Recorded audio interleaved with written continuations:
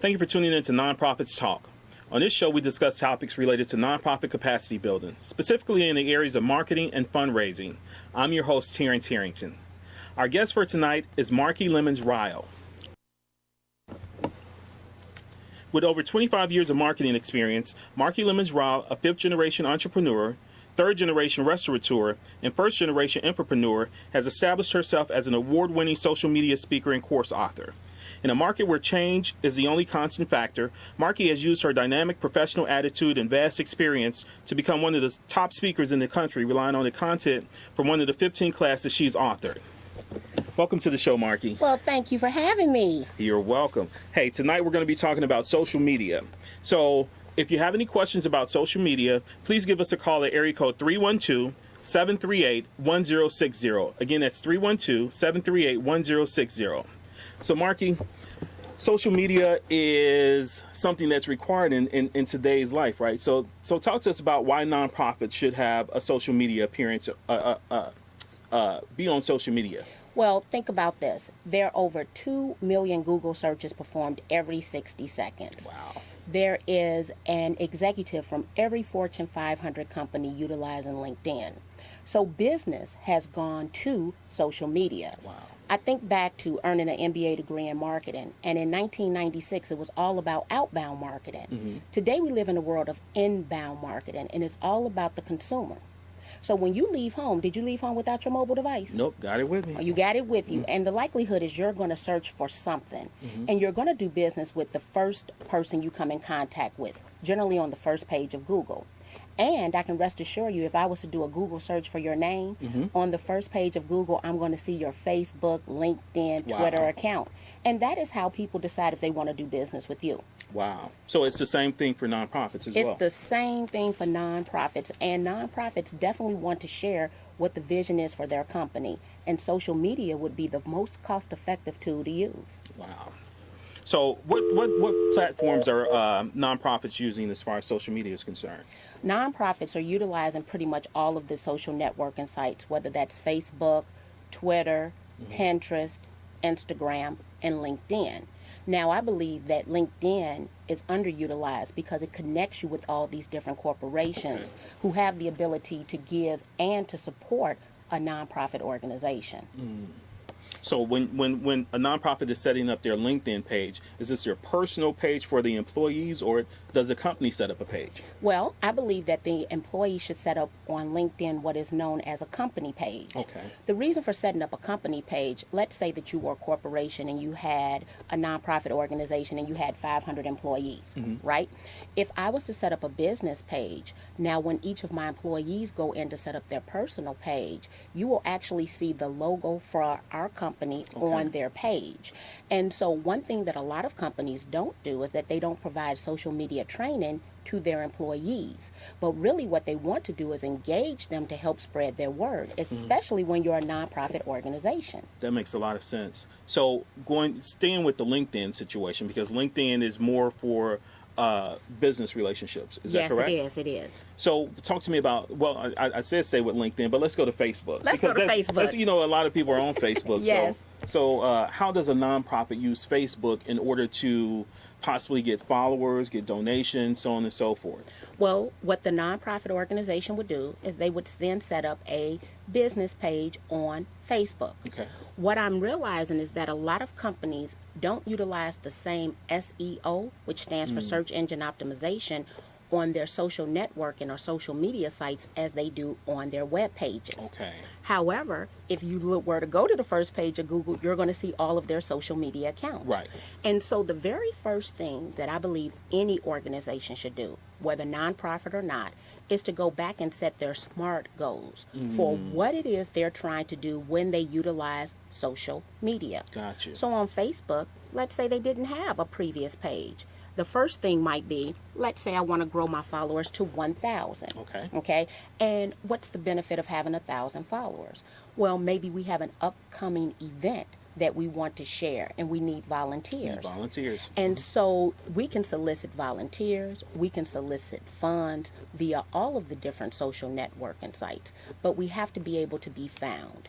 which is why we bring the search engine optimization into all of our different business pages, no matter what social networking site. Now, this sounds like you need some technical skills. Is that true? Well, I would say you need a little technical skill. I love to use a tool called adwords.google.com.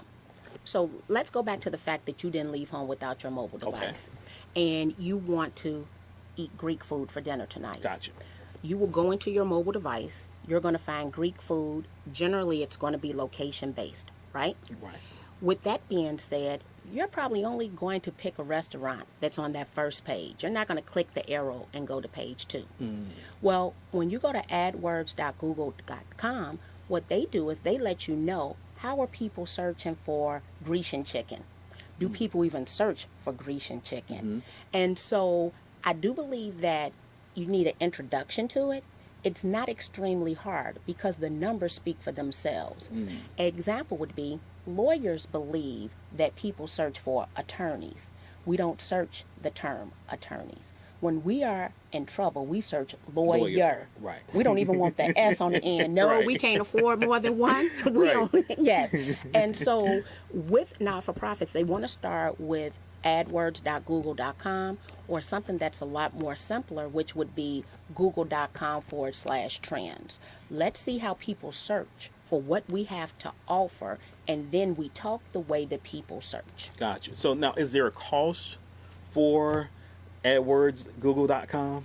Well, if I was going to do SEM, which is search engine marketing, yes, I would pay to utilize those keywords. Okay. However, I am a freemium girl. I believe in free.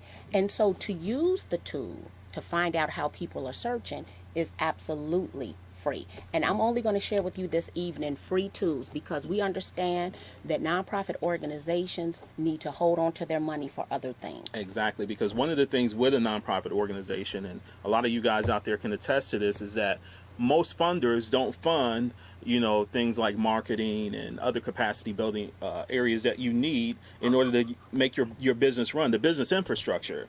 So with that being said, let's go back to Facebook again. Let's go back to Facebook. We just recently did ad campaign with our nonprofit, which is nonprofitsmatter.org. And so one of the things that we wanted to do was get more likes for our page. So we put out a couple of campaigns, and it was okay. We were able to secure about 200 people, so we set up a limited amount of money that we wanted to spend. We set a budget. So can you talk to us about what's the best method to get likes on Facebook? Well, let's think about a nonprofit organization. The likelihood is they might have written a white paper or they have some statistics because they're consistently talking about what they want to do. But let's assume that they had a white paper. Okay. This is a document that might be 5,000 to 10,000 words. They want to take that 10,000 word document, break it down into, let's say, 300 days, right? 300 pieces. So I'm going to take that document, I'm going to divide it by a certain amount of days in the year. And then what I'm going to do is I'm going to give people a little bit of that document every single day. I believe in a concept called COPE, create once, post everywhere, where socially acceptable. Wow. So you take that white paper. Can you give us that one more time? Oh, COPE, create once, post everywhere. Create once, post everywhere. Where socially acceptable. We're socially acceptable. And what do you mean by that? Let's say I was to utilize Instagram. Only on Instagram is it socially acceptable to use 30 hashtags. You better not use 30 hashtags anywhere else other than on Instagram. So when I make an Instagram post, my initial post might only have 2 hashtags. And then I comment on my post with additional hashtags. Gotcha. And so you have to adhere to the unspoken rules and regulations, what is considered socially acceptable on those social networking sites. Okay. So if we came back to Facebook, I have my 10,000 word document. Right. I'm going to take a little snippet of that content and share every single day, because I want people maybe to download the white paper of the nonprofit organization so that I can capture email addresses so that I can then further market to them about our fundraiser or our next great event or some achievements we've accomplished. Okay. And so I am now sharing that content. Let's say I had my 100 employees. Nonprofits aren't, when you hire someone, you should have a social media policy in place, Okay. and you should have actions you want them to take, which means they aren't acting crazy, Right. utilizing social media, and it's okay for them to spread the word of the nonprofit organization. So when I share my snippet, my 100 words per day on why my organization is so great, I want my 100 employees to also share that link and then send you back to the business page. Got you. Yeah. So, if a nonprofit is just now getting started, Yes. because social media, although it's been around for at least 5 years? Let's go 10 years. 10 years? 10 years. 10 years, okay. Yeah. So a nonprofit is just now embracing the idea that we need to be on social media. Yes. What's the first steps? How do they go about it? The first step is to set up your SMART goals. We want to have specific, measurable, obtainable, realistic or relevant, and time-bound goals. So what am I going to do in the next 3 months, 6 months, and 1 year? And then based on those goals, we need to have that social media policy. Think about media 15 years ago, right? You would have to find the newspaper article I made a mistake in. Right. Today you make a mistake. As soon as you make that mistake, you have someone somewhere taking a screenshot of that mistake who's willing to share that mistake with the world for free, okay? So a social media policy is mandatory in today's society, especially for hardworking people. You don't want to damage your brand before you ever let every household know that your brand exists. Right.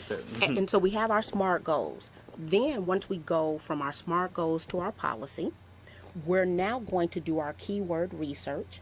I'm only going to talk on the internet the way that people search. That's the only way for me to be found.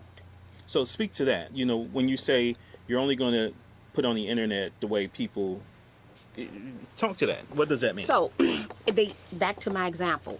Attorneys, they like to refer to themselves as attorneys. Right. But I'm not searching for an attorney. I'm searching for a lawyer. So instead of describing myself as an attorney, I'm going to say I'm Marky Lemons. I'm a lawyer. I provide XYZ services. I'm going to talk on the internet the way that people search for the products and services I have to offer. Got you. That makes a lot of sense. And then to make life simple, I'm going to set up what is known as google.com/alerts. That means that every time anyone talks on the internet the way that I'm talking, I receive an email of what they're talking about. Wow, that's powerful. Because I have to curate great content. So if I was a nonprofit organization and we were dealing with sustainable energy, I want to know everything going on about sustainable energy. Right. And I want to be that expert. And so now I want to share other great information on sustainable energy from sources that don't compete with me. Wow. Now, callers, if you have any questions about social media, you're a nonprofit organization, maybe you just started, give us a call at area code 312-738-1060. Again, it's 312-738-1060. So the number one question I know I get from a lot of nonprofit associates is, how do we make money on social media? Can we raise donations? How does that work? One, you can solicit volunteers. I get a link consistently from LinkedIn about the volunteer opportunities that exist in the Chicagoland area. So that's first. The next one is you can reach out directly. There's no longer 6 degrees of separation. We live in a world of 1 degree of separation when utilizing social media and technology. And so you can also research other companies and what have they given to historically. If you know that they believe in your cause and your agenda, we're now going to reach out strategically to them utilizing social media. I don't have to worry about if you've seen my message. Right. I know you saw my message. And so you can do fundraising through social media. And instead of having, let's say, a direct mail piece that went out to 1,000 households, we're now dealing in a global society where, 3 billion people use the internet? And this is what I love. There is always an executive up and on the internet. They don't have 9 to 5 hours on the internet. There's always someone up somewhere in this world willing to do business with your organization, willing to give to your organization and your cause. you have to, one, solicit and ask for the funds. So when we think about social media and technology, one of the terms that you'll often see is a CTA, a call to action. Am I asking and am I compelling you to give? Well, if we were to go back to that white paper, right, where we're giving all this wonderful content, we can ask for donations around furthering that cause. Gotcha. So let's stay on that call to action. Yes. So earlier you spoke to hashtags. So I see a lot of people out there, hashtag this, that, and the third, right? Hashtag nonprofit. Right. Hashtag TV. Yes. Right, but they make their hashtags so long. What's the rule of thumb with hashtags? Well, a hashtag, it costs nothing to develop one. There's no special technology needed. You simply put, for those of us born before 1975, a pound in front of a word or set of words. Okay. So anything can be a hashtag. You would want to keep it simple. Okay, so let's say I took a look at Nonprofits Talk, right? I would put all of them together, but I would capitalize my N, my P, and my T, so you would know the difference between, or the starting point of each word. When we look at a hashtag, it allows for your information to be indexed in reverse chronological order.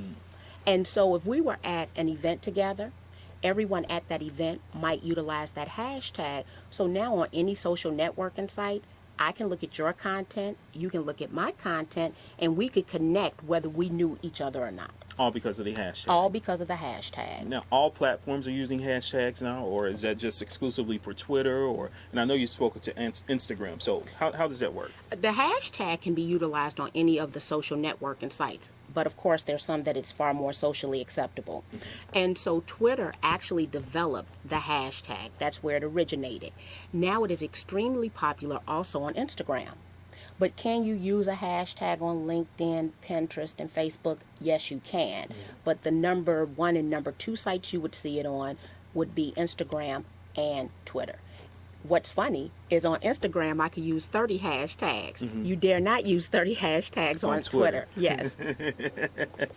So I got my social media, I got my Facebook set up, I got my Twitter set up. And I know you use the white pages as content, but where else do I get content from? So remember I said you could utilize google.com/alerts to receive any information based on your keywords. Okay. I also use other tools to curate information. Another tool is Feedly, FEEDLY.com. So that means that I'm following the top blogs on what it is that I do. So I use that also to download infographics and to share that content as well. It's all about curating and sharing great content. And because nonprofit organizations might not have the financial means to develop this content, then they want to share other great content that doesn't compete with their organization. Okay, gotcha. So how many times should I be posting? What should I be, outside of what I'm posting, how many times do I do this? How do I engage with the people? I would say post 2 to 3 times per day, depending on the social networking site. When it comes to LinkedIn, I want you to think of bank hours, okay? So engage with people 9 to 5 based on your time zone, okay? With the other ones, it's going to be 2 to 3 times a day, and you want it to be 80% about them. How does this help them? What's the benefit to them? And ask them questions. I remember when I was developing a new logo, I asked people to give me their opinion about the logo. When you ask questions, because it's once again a call to action, tell me your opinion. Okay. They will gladly give it. And so as a nonprofit organization, we might ask them to tell us about the logo, or how can we help them, or is there an area that they think that we could do better in? And then allow them to give the feedback, but only ask the question if you are willing to take action. Now, I was doing some research earlier before our conversation, and I saw a blogger had put up, blogging takes about 4 hours. You should dedicate 4 hours for blogging, 4 hours for Facebook. Is that realistic? If you're a nonprofit organization, should you have a dedicated staff person doing that, or how should that work? Well, there's a study out that HubSpot has, and they stated that you can grow your business if you spend at least 1 hour per day. So I think nonprofit organizations need to start first and foremost. Okay. And then allocate 1 hour per day until they have the financial resources to bring someone in or to outsource that effort. There are numerous social media agencies that are tailored to certain areas that would be willing to help those organizations. Okay. So the only real cost I'm hearing is that staff person. Yes. You know, should I have a budget for my social media, or how does that work? Well, let's say that you are a startup nonprofit organization and you know you don't have any money. I believe that you can get started for little to no money, because one part of social media is about consistency. So you want to develop that consistency until you have some money to allocate. So when I think about this, let's say that an organization's in the state of Illinois. I'm going to open up 3 web browsers. I'm going to go to Cyber Business Illinois to see if I can incorporate my business or organization. Okay. I'm going to go to GoDaddy.com and see if I can obtain the URL for my organization. Gotcha. And then I'm going to use another site called Namecheck, spelled NAMECHK.com. And I'm going to see, can I have my organization's name on all the different social networking sites? So what I'm doing is building that consistency. Any nonprofit organization online can look like a Target or whatever big corporation they want to look like. Right. So we want to secure all of that. That only cost me the cost of incorporation, which I needed to do anyway, right? And what, $10.99. Wow. But now I have a consistent brand. We go to adwords.google.com, we research our keywords, and then we write a beautiful bio about our company, which will be 120 to 160 characters long. We now start to curate content, because we got to start engaging people and getting content out there. Basically, I spent an hour per day and $10.99. Wow. Until I can bring someone in. What I don't want nonprofit organizations to do is to wait until they have the financial resources to start to utilize social media and technology. We can get started for free and then budget for it as the money starts to come in. That makes a lot of sense. Yeah. Makes a lot of sense. Get started. So how do I measure if I'm being successful? The first thing is engagement, but every single social networking site has analytics built into it. And so they let you know if you're being successful or not. But go back to that SMART goal. What are the goals? And then you go back and you actually look at the analytics to see if you're meeting those SMART goals. In analytics, what am I looking for? You know, the number of hits, the number of likes? Well, analytics are going to be more than the likes and the comments, because we can see those. The analytics are on the back end, and they're measuring everything that's going on that social networking channel, or you can actually pay for analytics to measure everything. Okay. The first thing might be that we want 20 people to attend an event. As a result of utilizing Eventbrite, Facebook event, did we get our people? Right. We actually have a call on the line. Oh, excellent. Go ahead, caller. Oh, hey, I wanted to say thank you so very much. Everything from hashtag to the importance of the social media thing has been made extremely clear to me today, because I had no idea what that hashtag thing meant. And I was like always thinking, okay, I won't use it because I was like a fool if I do it the wrong way. But in the meantime, thank you so very much for this information. I really appreciate it. Thank you. Thank you for the call, caller. Wow. See, I learned something as well, because I didn't know, some of the dynamics behind the hashtag, so that's awesome. Good. So again, talking about the analytics, because one of the things that I've noticed on Facebook is that I'll see that, we put a video up and it says that so many people have viewed the video, and then so many people, how does that work, if you're familiar with that, the dynamics of that?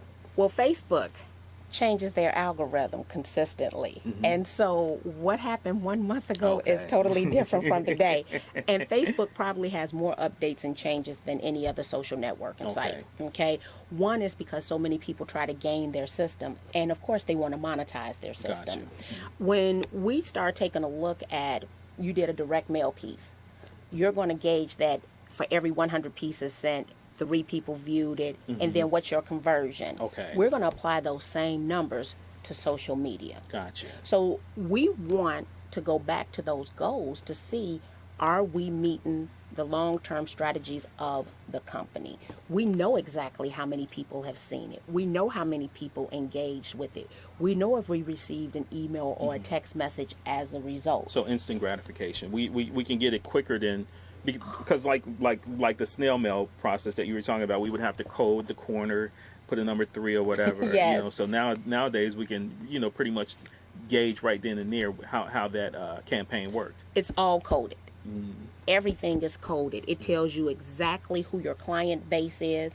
You might think that your client base profile is one thing, and then you will find out that the people engaging with your content is a different age bracket or has a different occupation. So it also allows for you to streamline and tailor how you're marketing yourself. Oftentimes we call it split testing, where you might have 2 different ads that go out to see how people engage with each ad, and then you continuously use the one that's done the best, or you tweak it because you believe that you can get a better return. And my mind is racing because I'm wondering, can you?